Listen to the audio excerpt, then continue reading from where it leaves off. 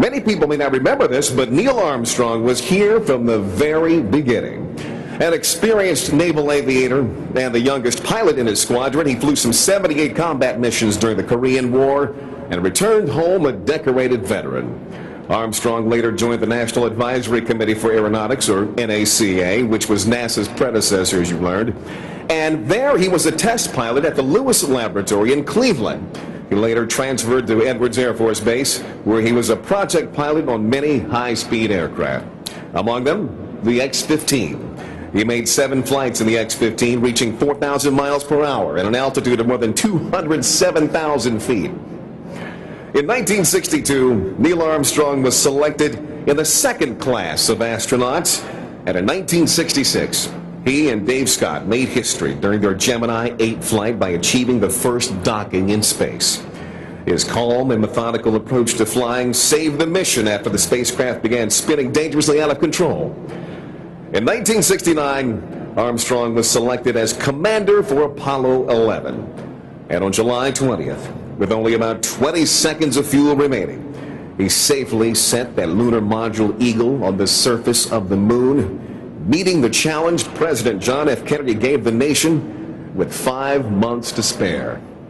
Ladies and gentlemen, again, it is a high honor and pleasure to introduce to you Neil Armstrong.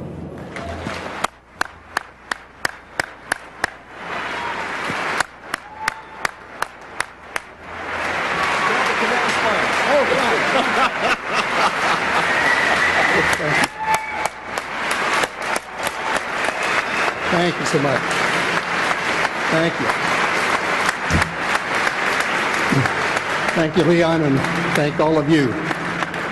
In the summer of 1958, the Congress wrote and the President signed the National Space Act, establishing the National Aeronautics and Space Administration. And I remember the time clearly.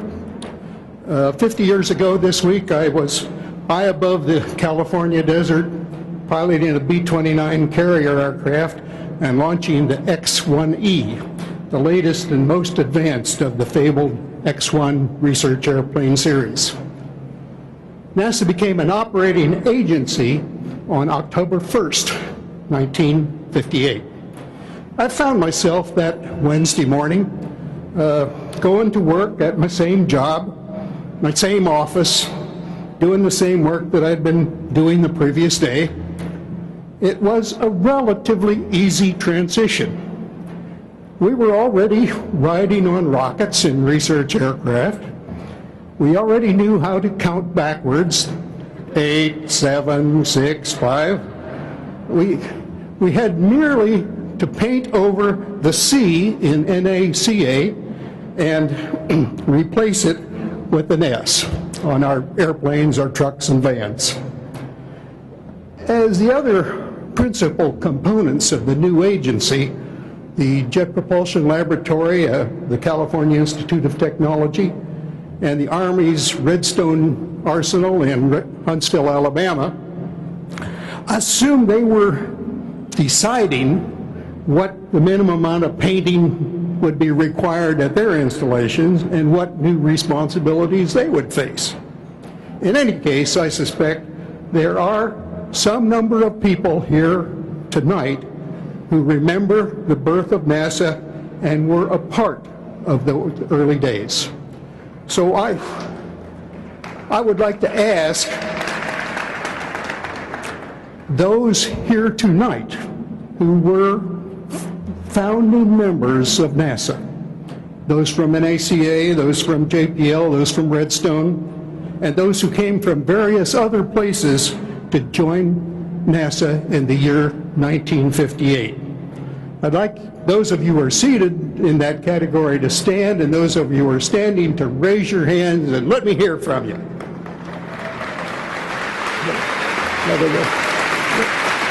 Congratulations.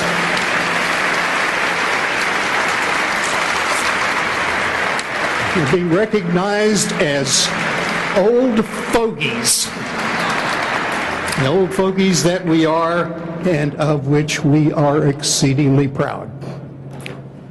And here tonight, a half century later, We look back on what has been accomplished. Our knowledge of the universe around us has increased 1,000-fold and more. We learned that Homo sapiens was not forever imprisoned by the gravitational field of Earth. Performance, efficiency, reliability, and safety of aircraft have improved remarkably. We've sent probes throughout the solar system and beyond. We've seen deeply into our universe and looked backward nearly to the beginning of time. We were a competitor in perhaps the greatest peacetime competition of all time, the space race, USA versus USSR. Like a war, it was expensive. Like a war, each side wanted intelligence on what the other side was doing. And I'll not assert that the space race was a diversion which prevented a war. Nevertheless, it was a diversion. It was intense. It did allow both sides to take the high road with the objectives of science and learning and exploration. Eventually, it provided a mechanism for engendering cooperation between adversaries. In that sense, among others, it was an exceptional national investment for each side. I submit that one of the most important roles of government is to inspire and motivate its citizens, and particularly its young citizens, to love to learn, to strive to participate in and contribute to societal progress. And by that measure, NASA will, without doubt, rank in the top tier of government enterprises. The goal is far more than just going faster and higher and further.